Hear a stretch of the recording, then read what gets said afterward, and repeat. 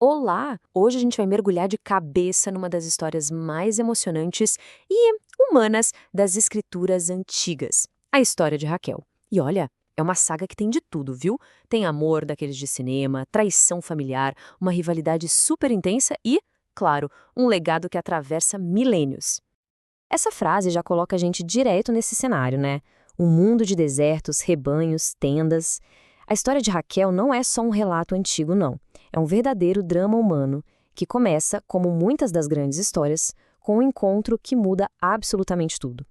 E é aqui que tudo começa. A gente tem um homem em fuga, um poço no meio do deserto e um encontro que ia selar o destino de gerações inteiras. Vamos entender como essa paixão avassaladora começou.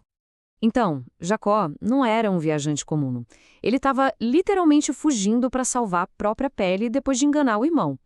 Imagina só, carregando todo esse peso, exausto, sozinho.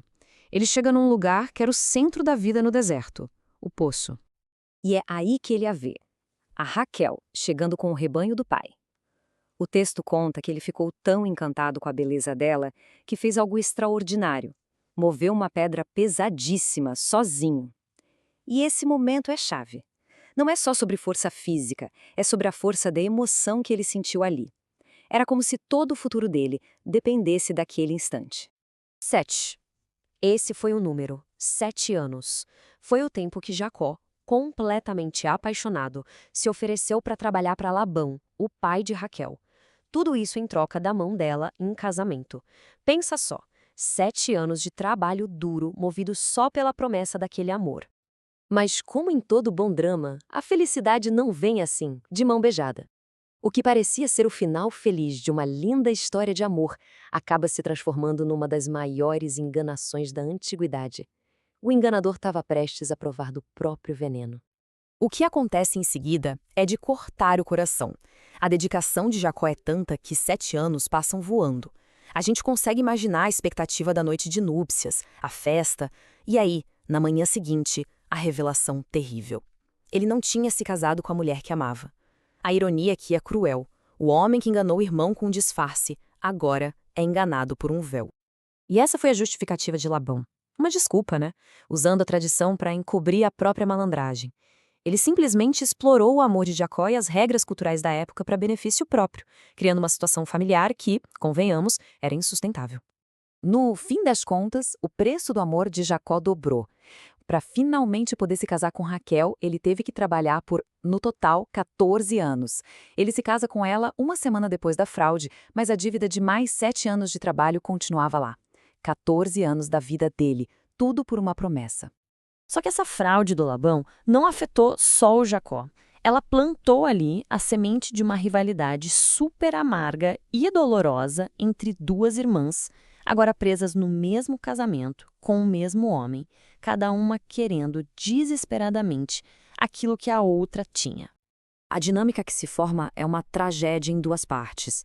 De um lado tem a Raquel, que tem todo o amor, toda a devoção do Jacó, mas enfrenta o vazio de não conseguir ter filhos. Do outro, a Lia, que cumpre o papel que a sociedade esperava, dando filhos, mas vive na sombra da irmã, sonhando com um afeto que nunca recebe por completo. Uma era amada, mas estéril, a outra, fértil, mas se sentia desprezada. Uma dor espelhada na outra. Esse é o grito de desespero de Raquel, uma frase que resume toda a angústia dela. Naquela cultura, o valor de uma mulher estava muito ligado à capacidade de gerar herdeiros. Então, para Raquel, não ter filhos não era só uma tristeza pessoal, era uma humilhação pública, quase como se o propósito dela na vida tivesse sido anulado. E essa rivalidade virou uma competição por filhos.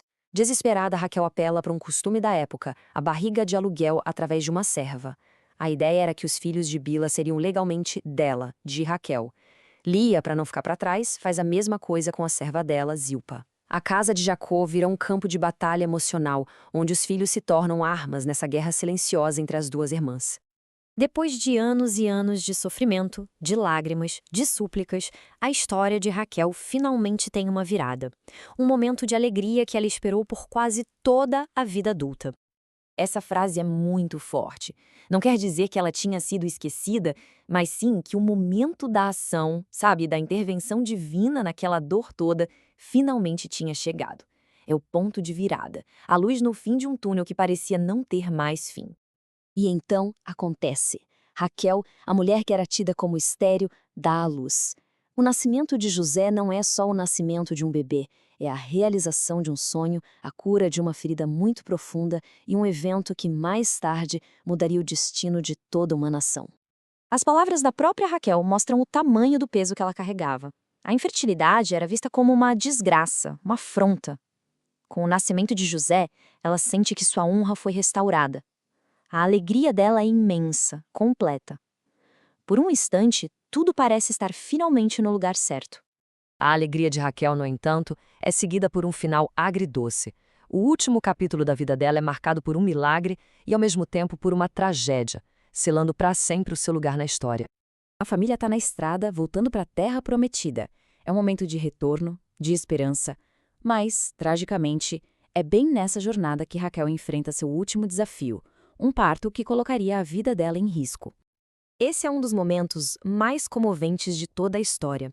Com o último fôlego, Raquel nomeia o filho a partir da sua dor, Benoni. Mas Jacó, ali no meio do luto, muda o nome do menino para Benjamim, transformando um símbolo de sofrimento em um símbolo de força e de honra. Essa dualidade dos nomes captura perfeitamente o momento. O nascimento de um filho e a morte da mãe tão amada acontecendo ao mesmo tempo. O legado de Raquel é imenso. Ela não é lembrada só pela beleza ou pelo grande amor de Jacó. Ela é a mãe de José, que viria a ser o salvador da família, e de Benjamim. Através deles, ela se tornou matriarca de 2 das tribos de Israel. E o seu túmulo, perto de Belém, se tornou um local sagrado, um símbolo de esperança que dura até hoje.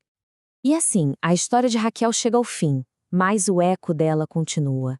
Essa pergunta final nos faz pensar, né? Talvez seja a humanidade tão crua dela, a intensidade das suas emoções e essa luta incansável por aquilo que ela mais queria, que fazem com que a sua história seja tão atemporal, tão universal.